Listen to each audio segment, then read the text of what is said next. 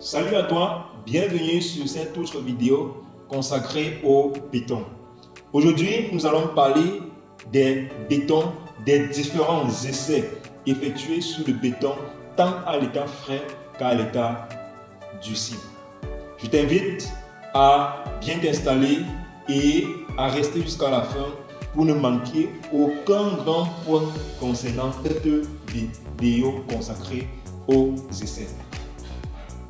Moi, c'est Yannick Poitier, je suis ingénieur des travaux de génie civil. Si tu es nouveau ou nouvelle sur ma chaîne, abonne-toi, active la cloche de notification, n'est-ce pas, pour ne manquer aucune des vidéos que nous publions chaque semaine. Alors, ce qu'il faut comprendre, c'est que dans des chantiers de grande envergure, dans les chantiers, notamment les chantiers de travaux publics généralement, ou alors les chantiers réglementés, il y a des essais qui sont faits par les géotechniciens sur le béton avant la mise en œuvre et après la mise en œuvre. Nous allons pour un premier temps parler des essais sur le béton frais. Et il y en a tellement d'essais sur le béton frais, on va juste parler de quelques-uns, les plus utilisés, les plus fréquents, n'est-ce pas, sur les chantiers.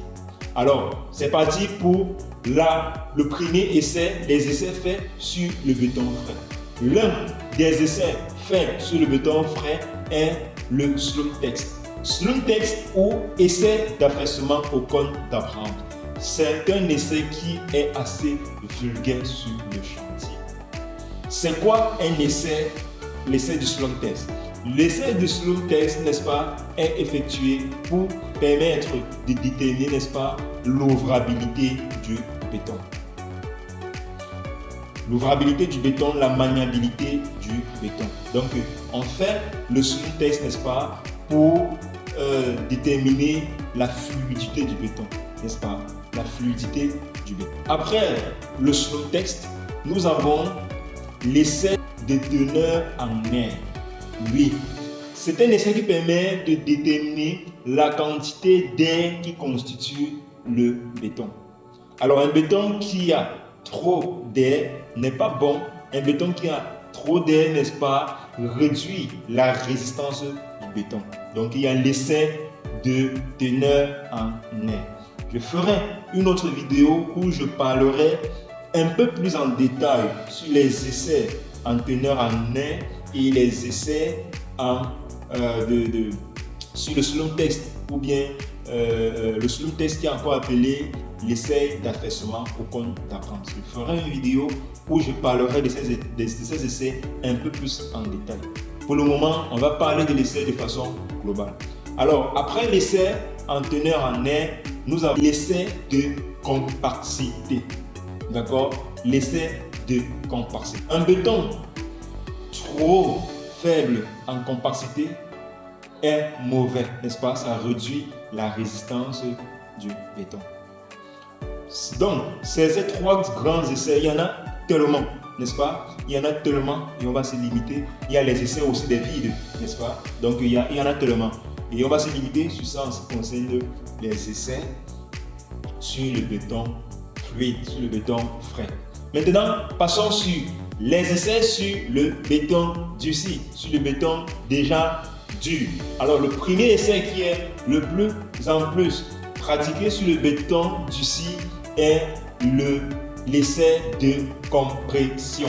L'essai de compression permet de déterminer la résistance du béton à une durée bien déterminée. Quand vous entendez parler de 25 mégapascales, de 28 mégapascales, c'est l'essai de compression qui permet de déterminer cette capacité. Alors on peut déterminer la compression du béton à 7 jours, à 28 jours, etc., à 21 jours, ainsi de suite, ainsi de suite. Nous avons également l'essai de traction. L'essai de traction est réalisé sur les bétons qui seront soumis, n'est-ce pas, à l'effort de traction sur le chantier. Vous savez que le béton résiste très mal à la traction. Alors, pour un certain chantier, pour une résistance à la traction voulue, on peut faire l'essai de traction sur le chantier, n'est-ce pas, pour déterminer la capacité de ce béton à résister à la traction. Nous avons également l'essai de flexion, n'est-ce pas? La flexion. Alors, On fait également les essais de flexion sur le béton durci. C'est vrai que la flexion est bien liée aussi, un peu liée à la traction, parce que le béton a une zone, lorsque c'est soumis à deux appuis, il a une zone, n'est-ce pas, qui est tendue et une zone qui est comprimée. Donc, on fait également les essais de flexion sur le béton durci. Nous avons également l'essai de perméabilité, qui est, n'est-ce pas, un essai qui permet de déterminer la capacité du béton à laisser passer les fluides. Ok? Et nous avons aussi les essais de résistance au feu, au gel, à la corrosion. Alors, comme je disais à l'entame de la vidéo, je ferai des vidéos spécialement réservées à chacun de ces essais, n'est-ce pas, où je parlerai de ces essais un peu plus en détail, leur mode opératoire. Et voilà, je vous invite à vous abonner pour ne manquer aucune de nos vidéos. Merci d'avoir regardé. On se dit à très bientôt pour une nouvelle vidéo. Ciao!